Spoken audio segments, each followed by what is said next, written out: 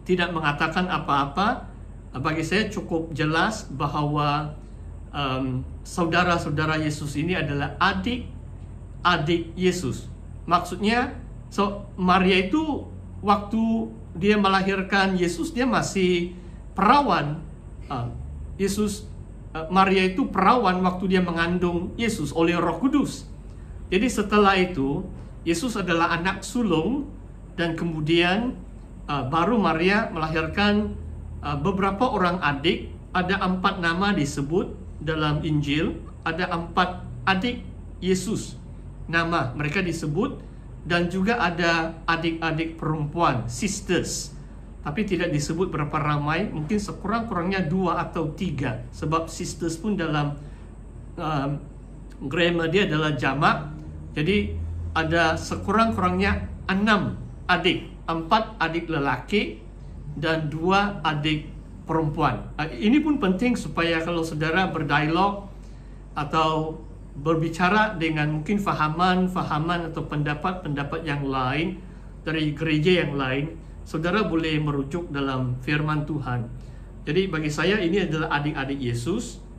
Dan kalau saudara terus melihat dalam firman Tuhan, dalam ayat yang kelima atau yang kelima mengatakan adik-adik Yesus pun tidak percaya kepada Yesus. Maksudnya mereka anggap dia sebagai abang, dia manusia biasa. Mereka tidak percaya dia adalah Mesias atau anak Allah. Dan mereka beritahu kepada Yesus, kalau kamu mau jadi terkenal atau ternama, tunjukkanlah dirimu di Yerusalem. Waktu perayaan Pondok Daun, orang ramai berkumpul. Orang Yahudi dari negeri asing pun, bangsa-bangsa asing yang disebut diaspora. Saya harap kamu sudah baca buku tafsiran Pastor ada 2-3 kali mungkin menyebut perkataan ini. Diaspora ini adalah orang Yahudi yang menetap di luar Israel. Mereka cuma kembali di Israel waktu perayaan. Macam kita, kalau kita menetap di KK waktu Christmas atau perayaan kita, baru kita balik di kampung. Jadi ini diaspora orang Yahudi ramai juga menetap di seluruh dunia di bawah kerajaan Romawi. Dan waktu perayaan seperti perayaan Pondok Daun, baru mereka mengunjungi kota Yerusalem. Jadi saudara Yesus macam mencabar Yesus supaya menunjukkan diri, macam melakukan sesuatu, macam mereka harap dia buat satu mukjizat yang luar biasa supaya dipuji orang ramai.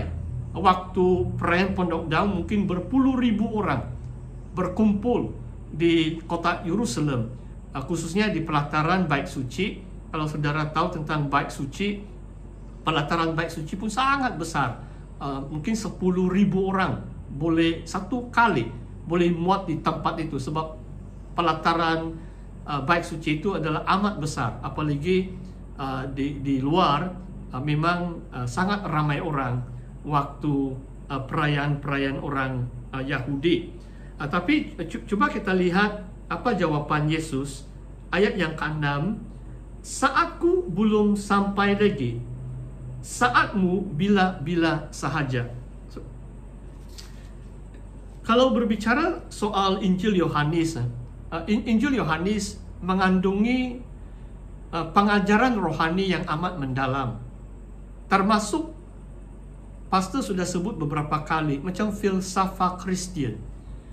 Kalau Injil-Injil yang lain, susah kita mau lihat filsafat. Saya harap saudara faham ini perkataan filsafat. Filsafat macam, maksud pastor filsafat,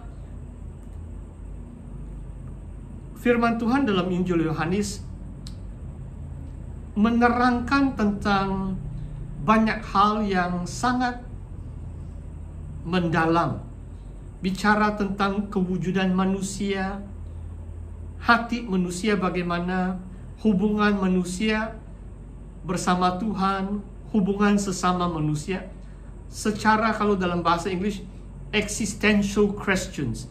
Ini adalah persoalan utama kehidupan manusia di dunia. Dan Injil Yohanes nanti pasti akan dalam ayat mas kita nanti, ayat 17.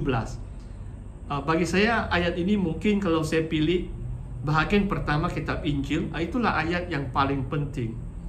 Barang siapa mau melakukan kehendaknya, dia akan tahu sama ada ajaranku berasal dari diriku sendiri atau dari dia atau dari Bapa yang mengutus aku, kata Yesus.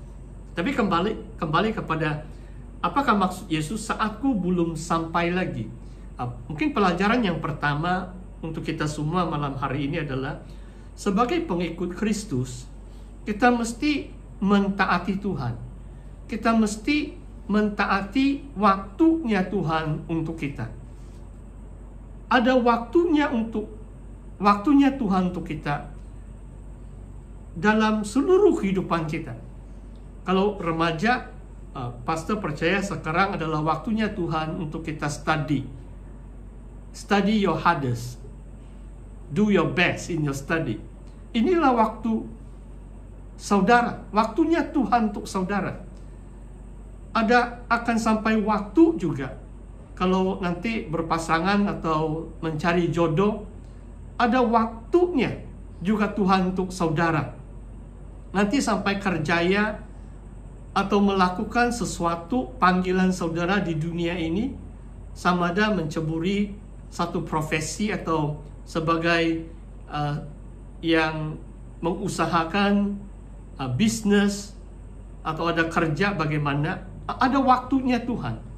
Jadi adalah penting sekali kita tahu akan saatnya Tuhan atau waktunya Tuhan bagi kehidupan kita, supaya kita jangan macam melangkahi atau mendahului waktunya Tuhan. Biarlah Tuhan yang memimpin kehidupan kita. Kita perlu mentaatinya. Ini pelajaran yang pertama. Yesus tidak mau seberangan sesuka hati. Dia katakan, waktu kamu itu bila-bila sahaja. Kalau orang dunia, sebab mereka tidak kenal Tuhan, mereka boleh buat sesuka hati.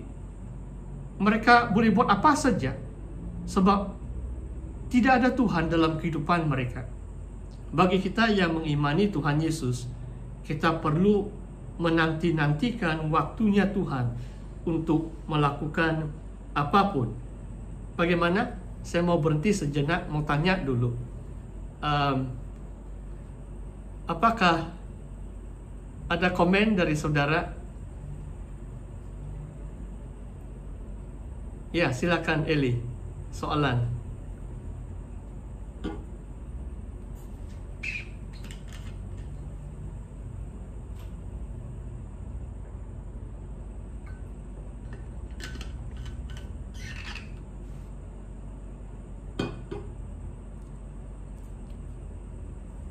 Eli, kamu ada soalan?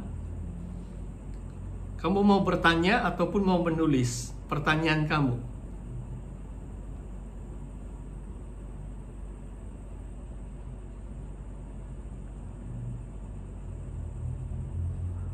Oh, ya. Oke. Ya, ini mungkin filsafat Kristen lah ini. Mungkin Eli tanya, kalau saudara boleh membaca ini. Kenapa kita perlu melayani Tuhan? Ya, inilah maksud pasti yang tadi, existential question. Kenapa kita wujud di dunia ini?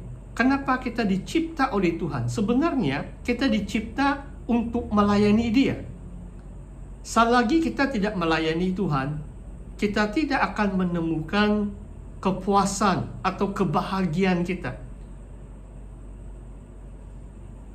Maksud Tuhan mencipta kita adalah supaya kita hidup bersekutu dengan Dia dan melayani Dia. Waktu Yesus dicoba di padang gurun, iblis mencobai Yesus kan. Di antara jawaban Yesus adalah, kamu harus menyembah Allah dan mengabdi kepada Dia. You shall worship the Lord God and serve only Him. Menyembah Tuhan dan melayani Tuhan adalah maksud ilahi ataupun tujuan Tuhan menciptakan kita, menyelamatkan kita, adalah supaya kita melayani Dia. Dalam Yohanes yang ke-6 2 minggu yang lalu, Yesus mengatakan, barang siapa makan roti ini tidak akan lapar lagi. Barang siapa yang minum darahku tidak akan haus lagi. Maksudnya kalau kita hidup bersekutu dengan Tuhan, menghayati pengorbanannya di atas kayu salib, kita tidak akan lapar lagi, kita tidak akan haus lagi. Kita sudah menemukan tujuan kehidupan kita untuk melayani Dia.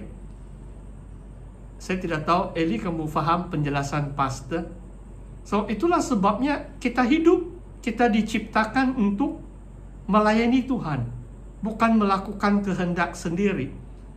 Kalau kita melayani Tuhan, baru kita betul-betul bahagia. Baru kita ada kepuasan yang sejati. Boleh kayak itu? Ya. Oh, terima kasih ya, Eli. Ya.